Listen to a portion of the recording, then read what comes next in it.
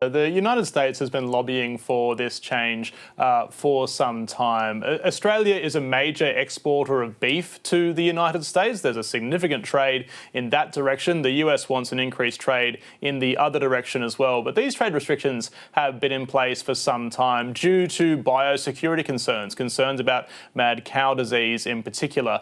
Essentially, US beef has been allowed to be imported since 2019, so long as those cows were raised in the United States. That said, there has been very little trade. That's because the US market is heavily intertwined with the Canadian and Mexican beef markets as well. A lot of beef crosses the border from Canada and Mexico into the United States, is slaughtered and then exported from there. Those markets are very difficult to untangle, so they're very heavily intertwined. So the US has been lobbying for some time for Australia to ease those trade concerns. The government now says it's been looking at this issue for quite some time. There's been a heavy amount of research going on as to whether that trade can safely resume, and they are now willing to lift those trade restrictions. Here's the Agriculture Minister, Julie Collins, speaking on this earlier.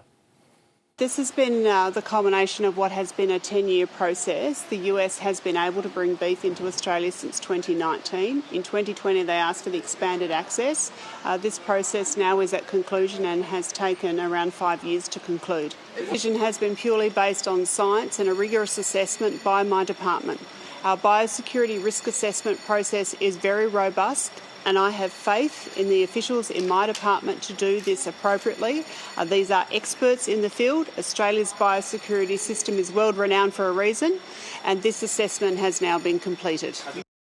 Interesting, Tom. I wonder what the industry is making of it.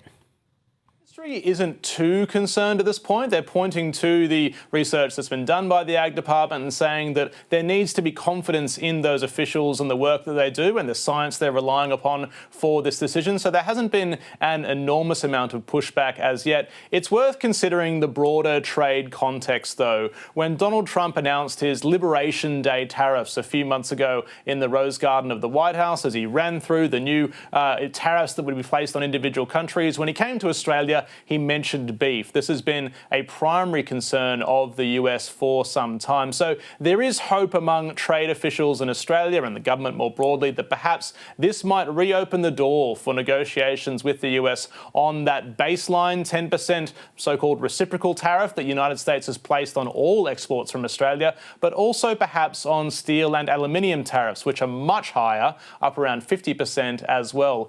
As for the local beef industry here, they of course have the most to lose from biosecurity rules being relaxed, but so far they are expressing confidence in the Agriculture Department's process.